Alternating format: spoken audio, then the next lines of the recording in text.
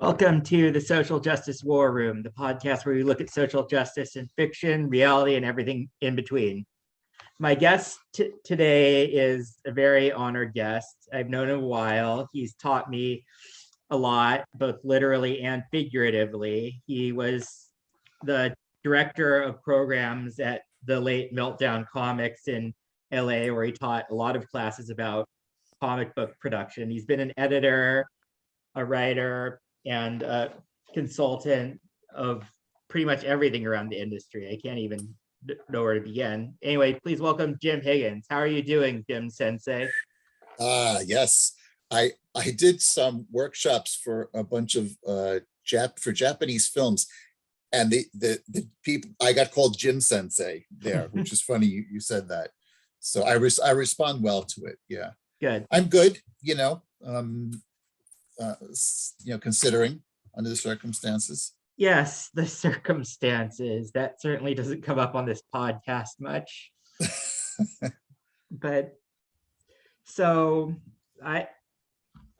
when I met you, it was like 2009, and I just moved to LA after finishing my master's degree.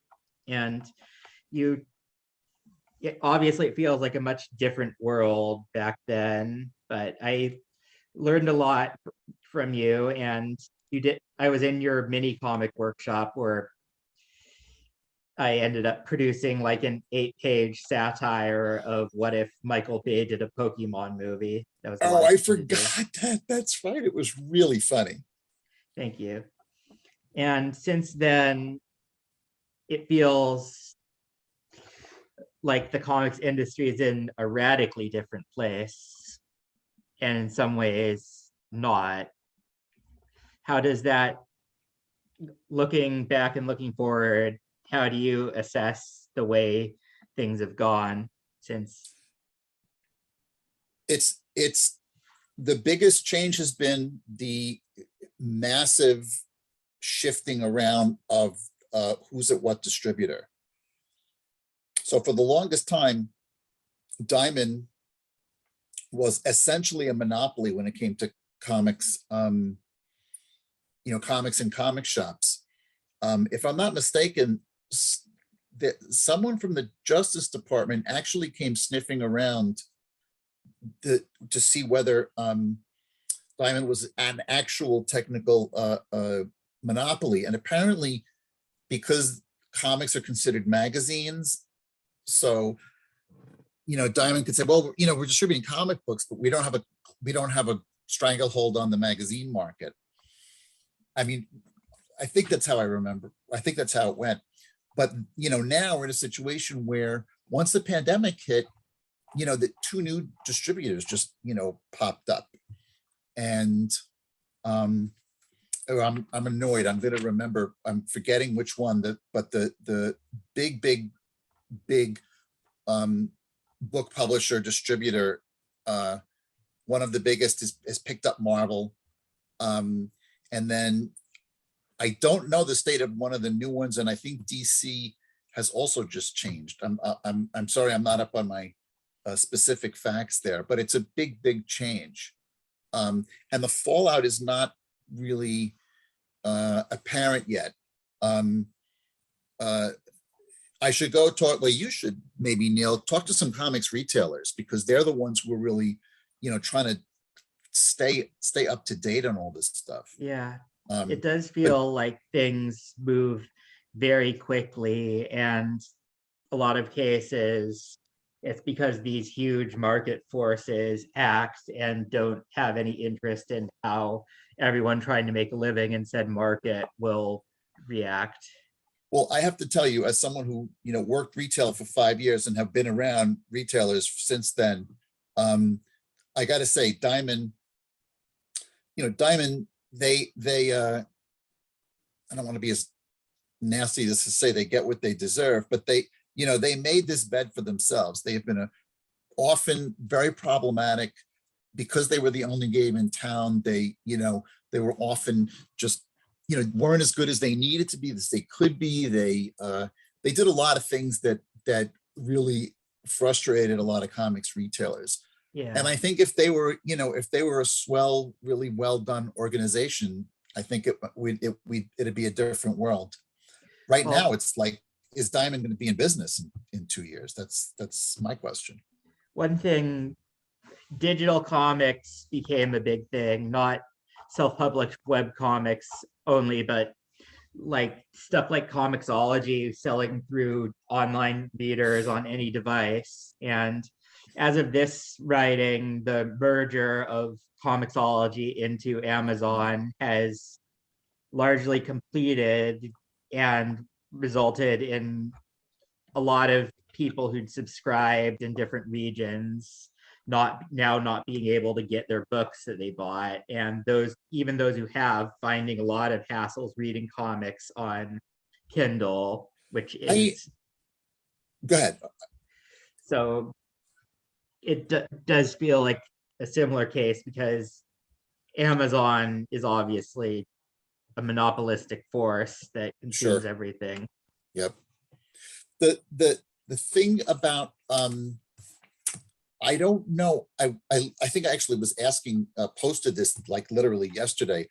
I don't know if the Comixology brand is gone, because a lot of times when these kind of things happen, they buy a company, they keep it around for a while, and then eventually they fold it into itself. So, it's kind of like as if it was never there. I know that creators and small publishers are really frustrated because apparently they have to re-upload like some of their, or a lot of their work, or all of their work, like manually. It's some bizarre repercussion of this switch, which just seems like what the hell. Nobody's, whoever was in Amazon doing this was really not really giving much of a shit about it, sounds like to me.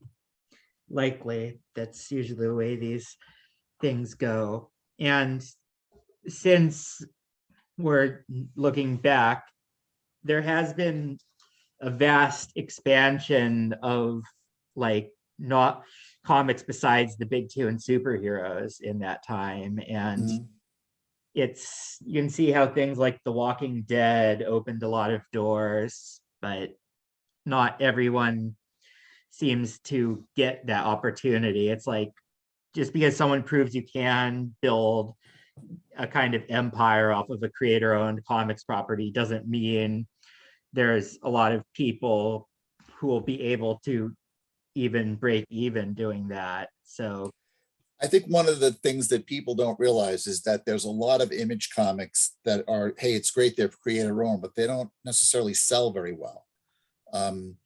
And they may just be barely, scraping by. But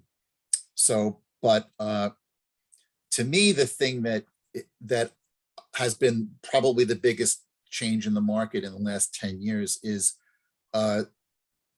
the comics for young readers, the graphic novels for young readers.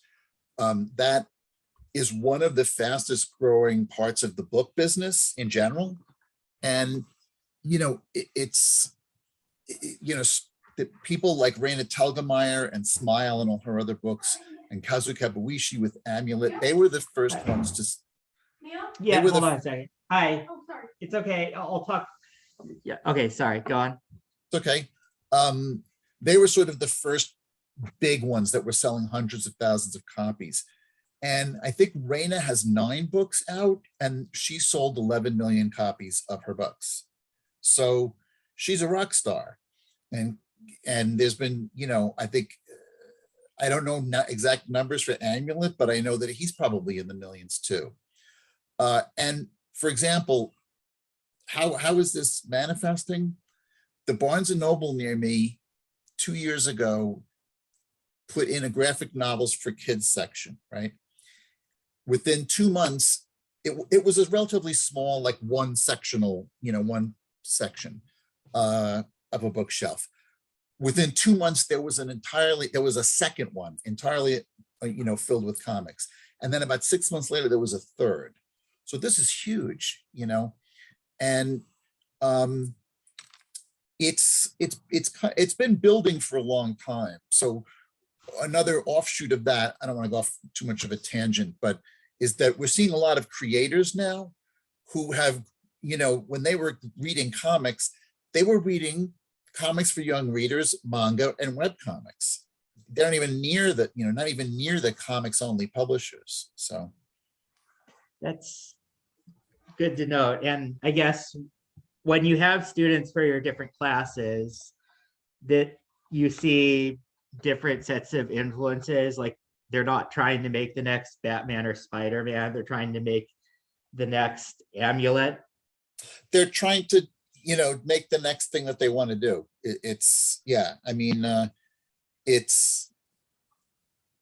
Just every class I do, there's always some people, sometimes most of them, who their comics reading is as I just described, and I know things are changing, and I'm hearing it in people's more than I did, but I am so sick of listening to people who buy, Marvel, DC, Dark Horse, Image, etc. in a comic book store, talk about the comics business and just not even talk about the rest of the other stuff, which is selling much more, than the direct market comic stuff. And this isn't just like the Comicsgate reactionary guys. No. This is the average person who shops in a comic shop, and it has tunnel vision, and look, even the most diehard, like, I don't want to carry anything that's not Marvel, DC, Dark Horse, Image. Even those stores have shelves now devoted to young readers' graphic novels, because there's so many of them, and they get asked about them, Yeah. So to go into your experience, you've been within the publishing business as an editor at DC. And I remember you brought some samples of things you worked on, like when DC Vertigo was doing those big books of. That was Paradox Press was the line was called. And then, we did the big book line. There were 17 of them. And each one was the big book of something. So we did the big book of urban legends, the big book of weirdos, just biographies of really fascinating people, from like, Caligula to Rasputin to William Burroughs. And then we did the big book of losers, which is one of the funnier ones. Yeah. 9x12, black and white, short stories, nonfiction, with a few exceptions of the book. We did the big book of Grimm, which was Grimm's fairy tales, but almost all the books were basically nonfiction, and it didn't look like anything DC published, and that was intentional. So they were racked a lot of times. I think they occasionally would get racked with humor, which wasn't such a bad thing, because the graphic novel section wasn't that big then. So if I'm remembering right. So yeah, and then I was there for 6 years, from 94 to 2000.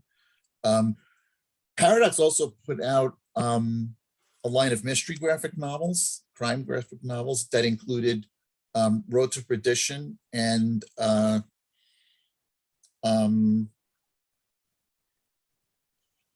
blanking out. Something of violence, History of Violence. Yeah. Though both of those got made into successful feature films by really good directors. And then probably the gem of the biggest gem in the crown is we published Stuck Rubber Baby, which is a semi-autobiographical. It's a graphic novel, but it's very much based on Howard Cruz, who wrote and drew it, on his life and experiences when he was like in his early 20s, living down south and dealing with the fact that he was gay in the 60s. Was not exactly an easy thing to be dealing with, but he was also involved with the civil rights movement, and I think there were people there that he could come out to. But it's a magnum opus. It's a brilliant book. I think it's up there with Mouse in terms of both how good it is and how important it is in terms of just its effect on its recording of history through one person's eyes. So yeah, and you've also done some independent anthologies, like you had during some of the classes you had some of the new suit books of short stories for us to analyze. Yeah, I did 2 anthologies. New Suit is the imprint. To make things confusing, I called the anthologies New Thing. So we had New Thing Identity was the first one, and New Thing Secrets was the second volume. Not very big. There was only 6 stories per book. But I got a variety of people from the US. Each book also had some people from other countries. And then I published a one-off sort of short, almost storybook like comic called Adventures of the Right Hand. And it's about a hand that gets tired of doing all the work for the body and just decides to separate and go for a jaunt in the city. And it's like part comics and part illustrated book. It looks like a kid's book in terms of the format, but yeah, so that was a lot of fun. And Ujung An did that, and she's brilliant. You know, she's an illustrator. She's back in Korea now for many years, but she did a great job. That's good. And in terms of the classes you've taught a very wide range of different topics regarding writing, drawing, the increasingly lost art of inking. Yes. For those who don't know, was a part of the comics production process that involved delineating penciled layouts with ink so that they would show up for production, which, given the digital nature of comics creation and production in modern times, has become less and less common, though I still see some of the big names like Brian Hitch have inkers they work with regularly. Yeah, it's like I have a feeling. I wonder if that sort of split has sort of leveled off in terms of, you know, people who are going to work digitally and people who are going to work on paper. I get asked all the time, well, all that stuff's done with computers, right? And I'm like, no, there's definitely a bunch of people there who are doing stuff on paper, and not all of them are, you know, like been in the business for 20 or 30 years, you know. So yeah, inking is I taught the inking class for a while, and yeah, it's rewarding. I would have a couple people took the class who did a lot of stuff digitally and wanted to learn to do it on paper. It's much more satisfying because it's so tactile, and it's just, you know, there's a sort of detachment when you're working digitally that's not the case when you're working on paper and literally using a pen to scratch lines in, or a brush to, you know, put some India ink all over it.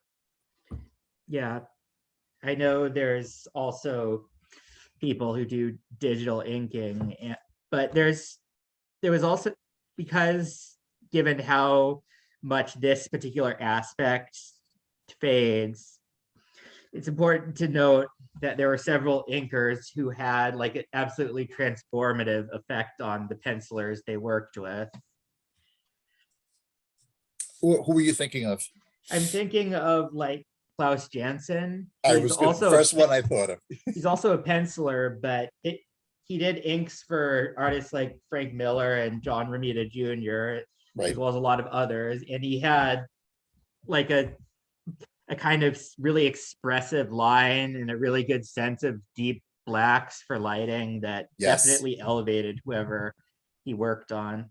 I mean, it was weird that when I was at DC, I met Klaus, and he was one of my favorite inkers from when I started reading comics when I was like 14 years old, or well, I started reading when I was 10, but I was probably 13 or 14 when he just started inking.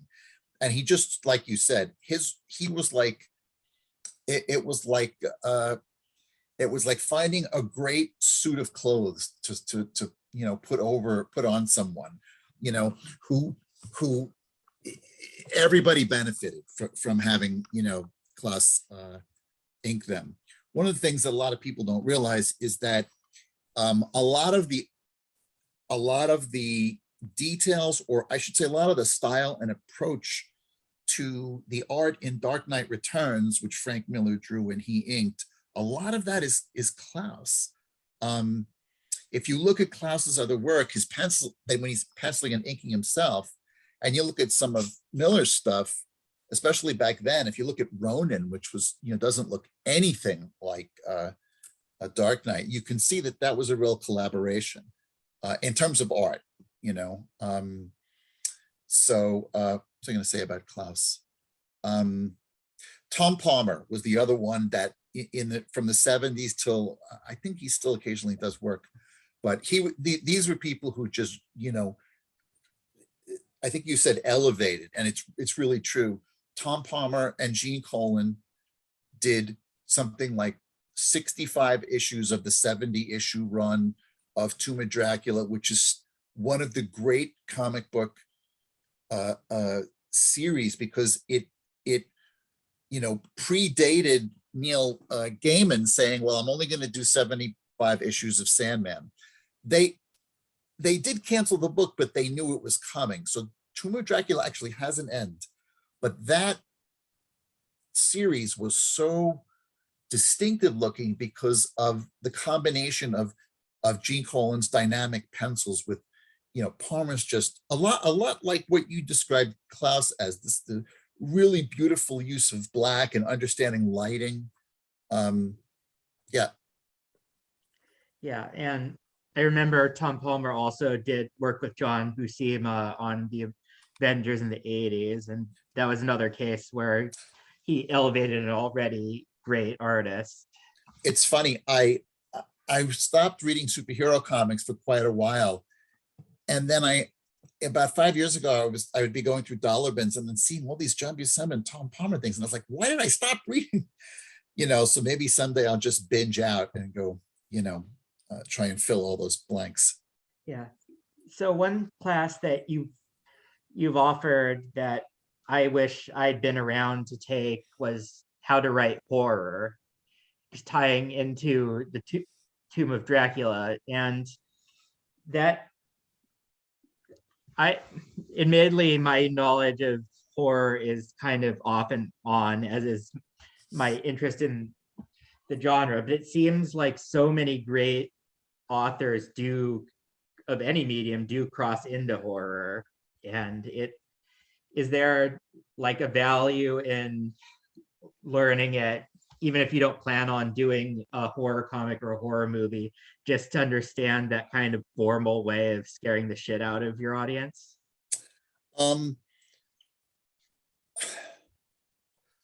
I guess you could do that, but it really does seem like the type of thing that is really, trying to get someone to understand a niche audience. Now, a niche audience like horror is in a very different place than it was, say, 10 years ago. There's a real renaissance in horror films.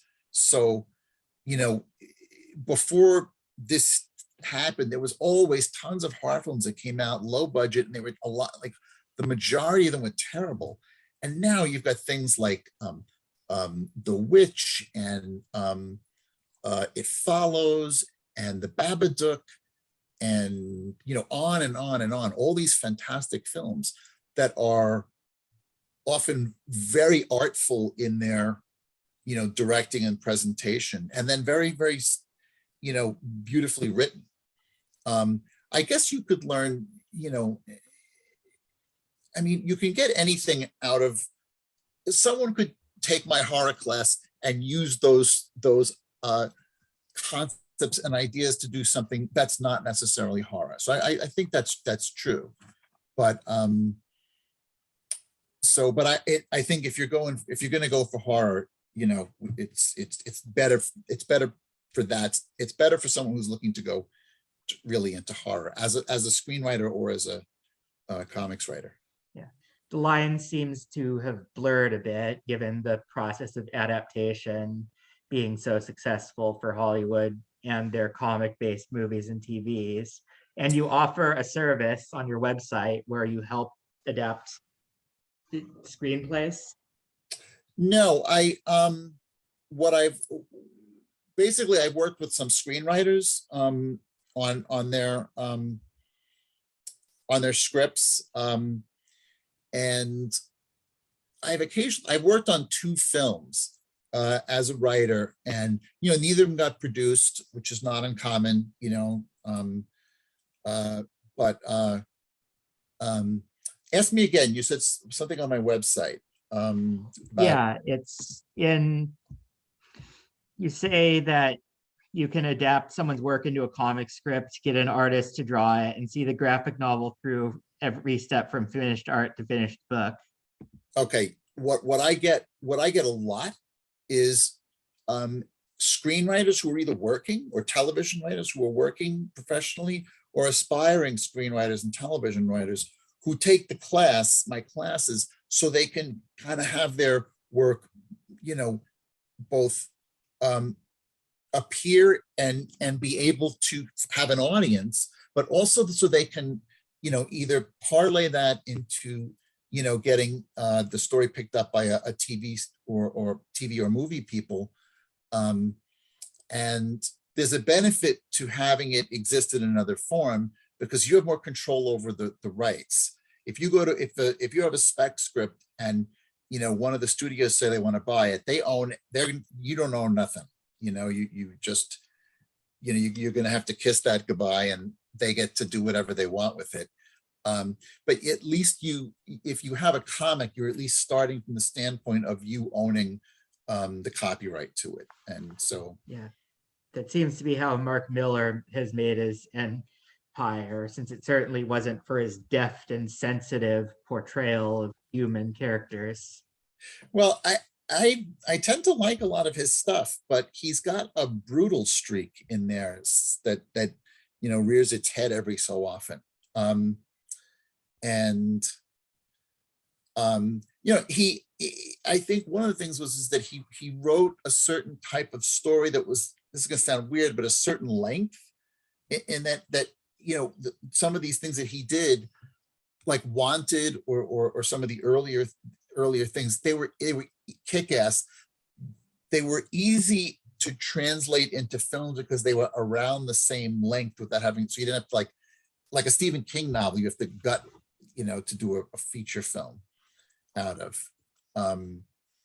So yeah, I mean, Mark doing Miller, a Twitter review of Wanted, the comic, recently, and I can see why it was the movie with James McAvoy, Angelina Jolie, and Morgan Freeman basically just takes the beginning and then goes in a completely different direction. But that's exactly right. That's how I described it too. You get about halfway in, and then it's nothing like at all.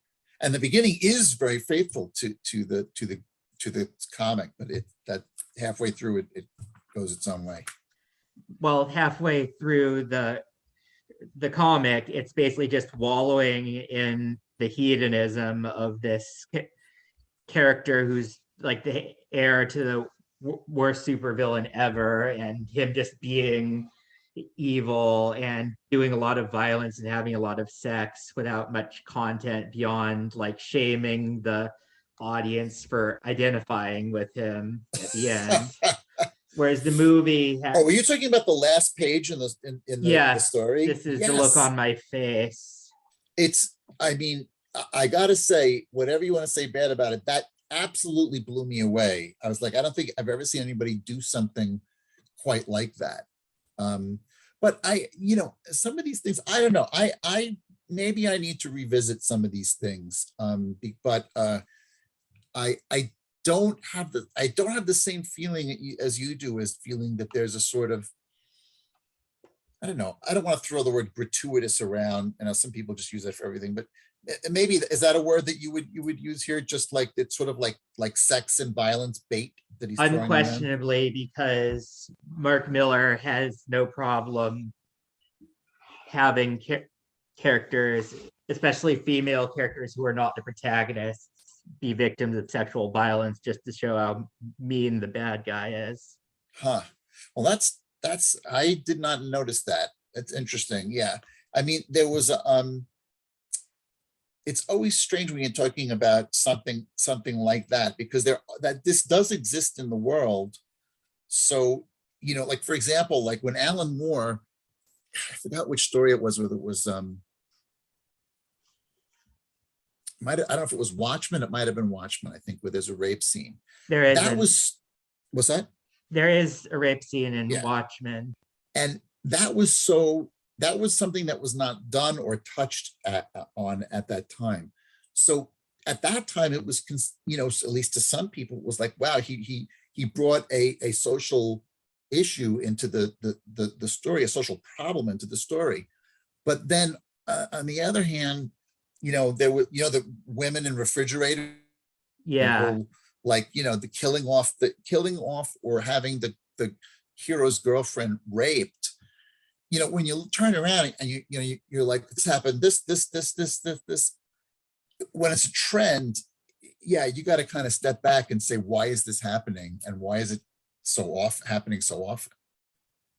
Well, I don't know if this comes up in any of the stories that your students make, but the problem is usually because it's done by someone who has not been the victim of sexual assault, likely will never be, is not in the kind of demographics that are usually molested. And it's just like a kind of a shortcut to shock the audience. Like even in Watchmen, which is one of the sacred cows, ultimately the main purpose of the rape scene is to show that the comedian was an absolutely terrible person despite being a patriotic superhero, and to complicate the murder mystery by adding to the number of people who would rightly want him dead.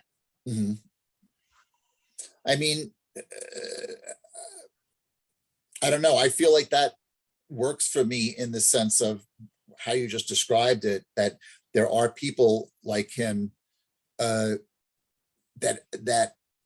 I don't know, especially when you look at like the things that were discovered after Me Too and people like Harvey Weinstein.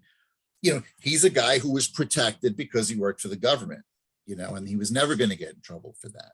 But yeah, I mean, this is a tough issue. It's always hard to look at one book and it's hard to look at one book and say, is this valid or not? Because then you have to step out and look at it again as, like I said, is this happening all over the place? And it can be a sort of like lack of just, empathy or imagination, which I think was what you're talking about. It's just like a knee-jerk response. It's like, well, I know she'll get raped. That's really bad. Yeah. It's like, well, can't she have anything else happen to her? It's like, but I imagine things like this come up in some of your student stories. And for me, because I am an internet personality-ish with a lot of hot takes, I can make all these complaints about bad stories. But for you, you're in a much more important and constructive position, as well as a sensitive one, because you don't want to chase away a student by telling them their work is shit, even if it is. Or inappropriate or whatever. I will say that, yeah, I can't think of one off the top of my head. It has, I think it's happened occasionally, once, twice, three times, where someone has had a situation like that, where I said, do you really need to do that? Do you really need to go there? But what I get is when people are bringing in, heavy social issues, it's kind of like you said, it's the opposite of what you said. In other words, that these people are someone who, these people have often experienced these traumas, have seen them up close. And the story is sort of them trying to, make sense of it, get their head around it, understand it, or even just to come out the other side of it, having worked something out.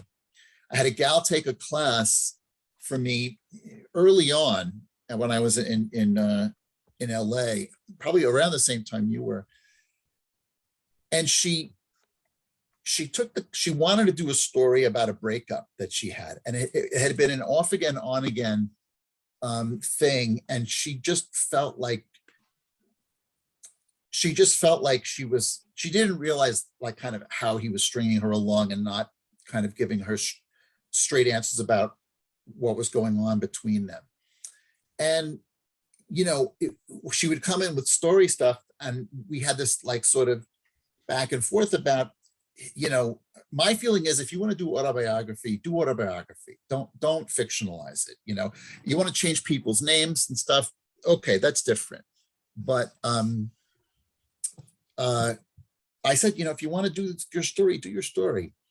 And about 3/4 of the way through the class, I was talking about, so then, you can, make photocopies, you can make a mini comic out of it.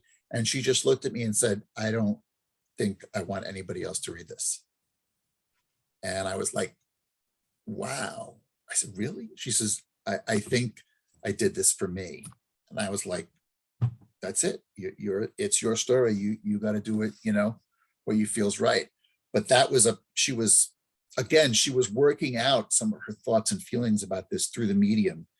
And in a lot of ways, that just shows that, what comics is capable of when it's that it that can be used for that, not even bringing the story out into the world, Well, it speaks to comics as a medium having strengths that are unique to it, because even though a lot of people see comics as like a means to get an illustrated spec strip with more control, there are also those of us who wanted to do comics for comics' sake. I'm not judging anyone for picking anything. You should do what you feel is the best choice. Just that I see something like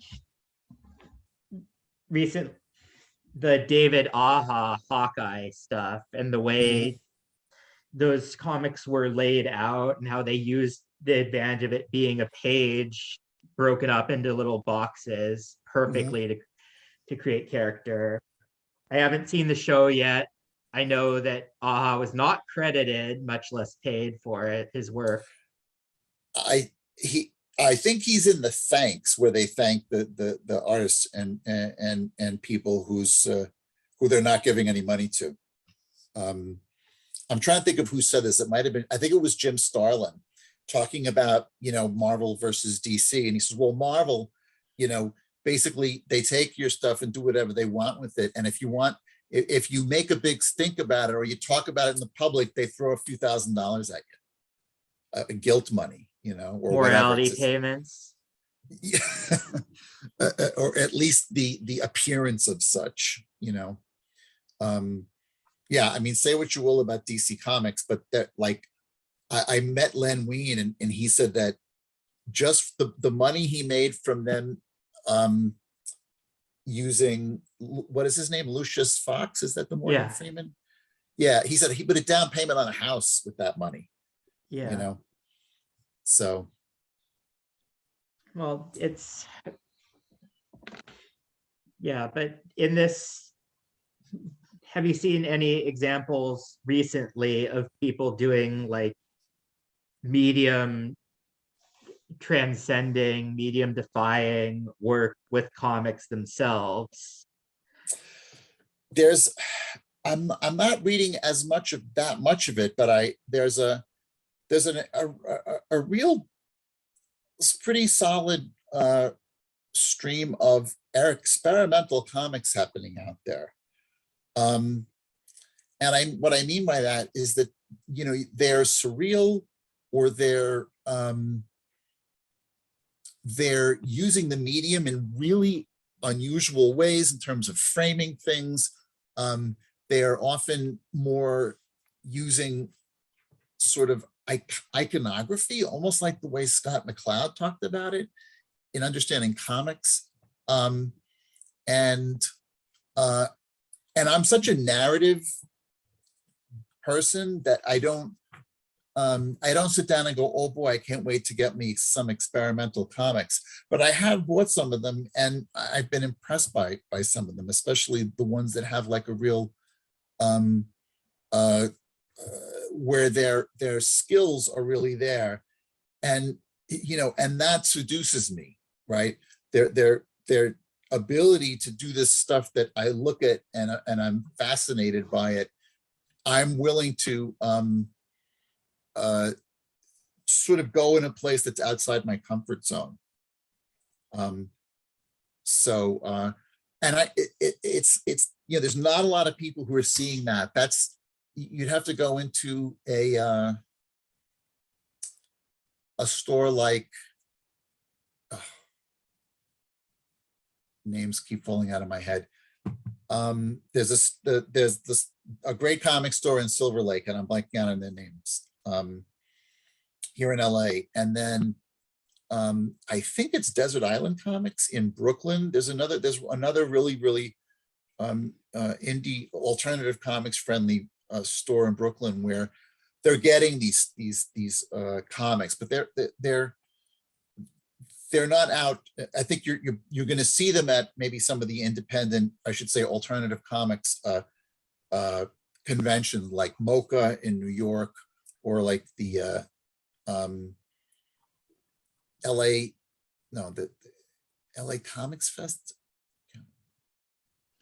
Well, I'm sorry, I sound like I'm losing all my marbles here. it's understandable, especially given the state of flux a lot of conventions are in these days. True. SPX in outside Washington, DC is another one. So there's these conventions that are not for, mainstream comics, but are for the alternative stuff. And you will see some of this experimental stuff there. So let me drop some names. Silver Sprocket is a publisher. Koyama, Annie Koyama, who runs it, I think she's technically that she stopped publishing, but that her line is still out there to buy.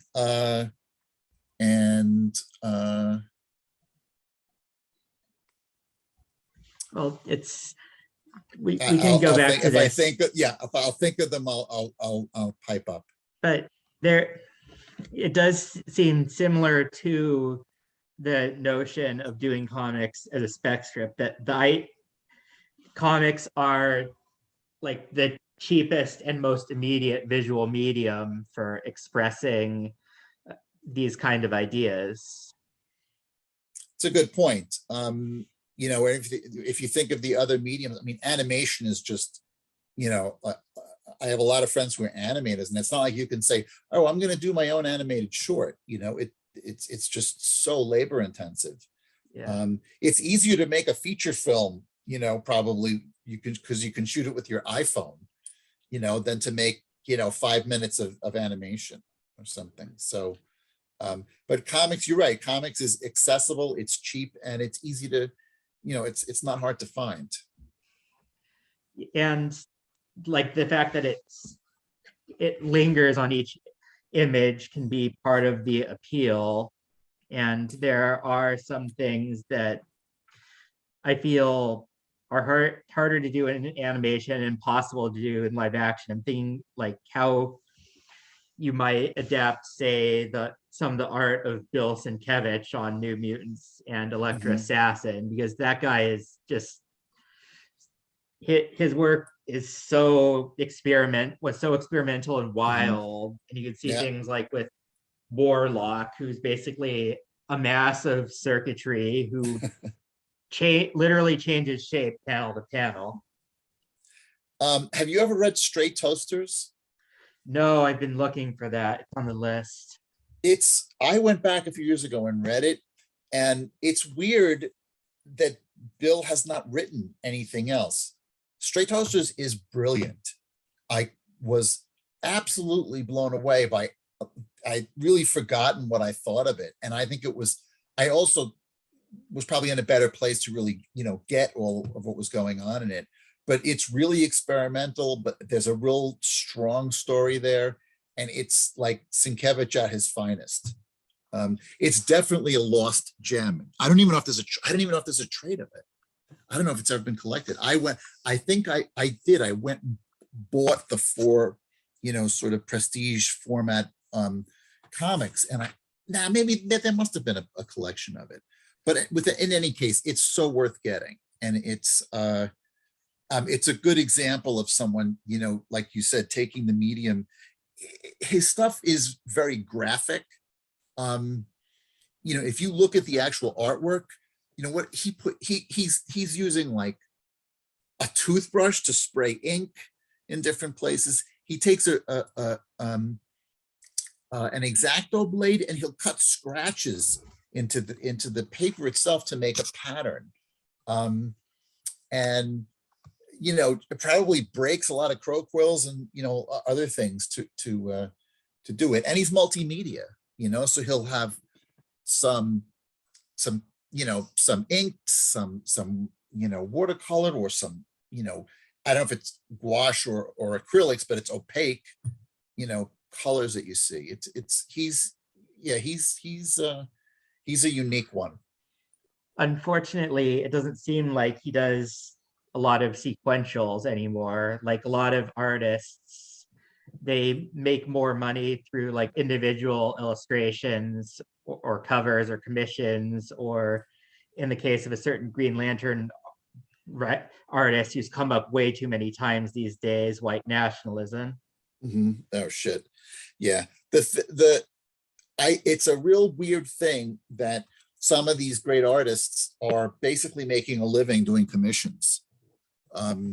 So if you sometimes on Facebook, not on Instagram, I think on Facebook, wherever I see Art Adams stuff that's being posted, and they're all commissions. And I mean, I don't know what he makes, but he probably makes a couple of thousand to do a spread, and so we miss out on having these guys do their work, but who can blame them? It's definite. Well, so much of art in comics is linked to the production and the material processes that shape it, and that's been something I've had to wrestle with as someone who does this as a hobby, because like if you pour so much into a page and have so many hats as a comic artist, setting up a scene and laying it out by panels and drawing and inking and coloring each panel, and then you see the kind of returns for doing that, it's easy to lose hope that this will become a career. Yeah, I mean, this is just popping into my head, but I've been having a couple of conversations recently about the enormous amount of webcomics that there are out there. And Tapas is a host site for bazillions of webcomics. It has great webcomics such as We Are the Wirecats, yes. Yes, there we go. I didn't know you were up there. That's good. Now, you correct me if I'm wrong. Isn't a lot of the stuff there sort of manga or manga style? It is, because, well, it's similar to Webtoon. I believe it's a Korean company that uses the format that pioneered of that kind of vertical scroll, which I found to be extremely useful. And it is also somewhere that anyone can publish, but of course the algorithm is going to favor those who already have followings. Yeah, it's still nice to hear that you're on a platform like that, Webtoons is just, they're so big and so huge in South Korea. I actually don't know how much they're appearing in other countries. Like, are they in any other Asian countries? But they have offices here in LA, and they seem to be, they've been hiring for the last year a fair amount of people. but it's huge. So the reason I brought it up is because you were talking about, like, making a living, or just like you said, putting so much of your blood, sweat, and tears into make something because it's so labor intensive. But the web comics model is it's just, the weird thing about it is there's probably tens of thousands of web comics out there in English, right? I would not be surprised if that's accurate. But the amount of them that, let's not even say make a living, the amount of people who can just get a decent amount of money out of putting their comics online is really, really small percentage wise. So it's the trade-off. Do you that maybe you won't have a huge audience, but you may have better than no audience, and you got to balance that with your life, right? Like, are you gonna do you want to do this as your part-time thing, or what do you want to do?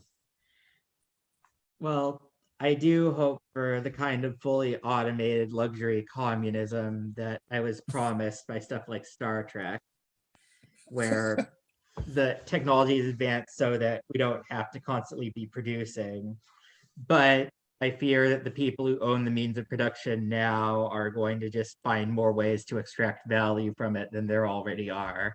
So, or we could move to Canada, where they give where comics artists can get funded for their projects really? the arts are very supported in Canada, so that for example, TCAF, which is the big convention in Toronto, a lot of my alternative comics friends say it's their favorite convention, but it's done in tandem with the library system there, and it's free.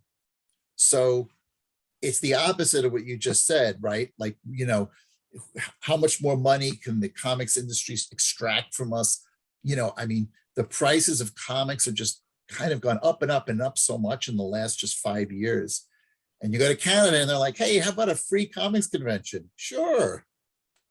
Well, I won't pretend Canada is without its own problems, given how they too have a crazed right-wing movement that are against a prime minister who's ultimately just a bloodless centrist. I have not heard much about them having being another country with a super right-wing. The stuff about vaccines with the truckers protests. Oh, okay. Right. But It's funny. I don't want to look at it doesn't sound, I understand that it sounds like something that is scary to say. The government is requiring you to get a shot, right? Whether you like it or not. But it's like you have to get a license to drive a car. You have to I don't know, take a urine test if you're getting a job where they want to know if you're on drugs or not. I'm sympathetic, but it just comes a point where it's like, look, people are dying, and if you can't see that, and you can't see that there's millions of other people who've been inoculated who are not dying, like, what do you do? You have a background in studying conspiracy theories. You worked on the big true. books. You were on Jesse Ventura's show. And Yes. now conspiracy theories have not only exploded, but they have, through QAnon, this kind of shared cinematic universe where all the different conspiracies merge together. I forgot, I've read it in a couple of different articles about conspiracy theories. I think one was in Wired, one of them was in The Atlantic, I think. And they talked about the fact that once you start getting the mindset of a conspiracy theory about one thing, you start to see conspiracies all over the place. And so that's what you're talking about. It's like, well, they can't make me get vaccinated. Trump didn't lose the election, and on about, whatever conspiracy theory they're, or, racist beliefs that they have are going on. And it's weird because I just thought of this week, like, how do you frame that? How do you look at someone like that and say, if you could say to them, maybe this is a problem if you look at it this way. It's like, if everything you believe you're in is based on what you're hearing from a minuscule percentage of the people who are involved with this or knowledgeable about it, doesn't that strike you as a weird coincidence that you're always with the 0.5, you're always with the 0.001% of people who are spouting this theory, where 99% think that stuff's horse shit? Yeah. So we've talked a lot about the comics and the forces around comics that make doing comics challenging. And since you teach classes, you don't want to leave your students feeling hopeless about it. No, and I that you it's like anything, that any art, if you love it and you want to do it, you do it, and you can't control whether that will, or how much that will go out in the world. There's a lot of luck involved in that. There's a lot of right place, the right time. And it's just, if you love it, you should do it, and I get a lot of people who, really, I get good feedback from my students, but part of it is just because they've really enjoyed the experience of making the comic. It's like they've sort of been won over, not by me as much, maybe a little bit, but by the medium itself, and so that's great. Well, when I was in your class, it felt like being part of an intense shonen anime training program where I was trying to do new things with my drawing and writing and learn this secret forbidden techniques. So I will always appreciate that. Well, thank you. You did some really interesting and good stuff in the classes.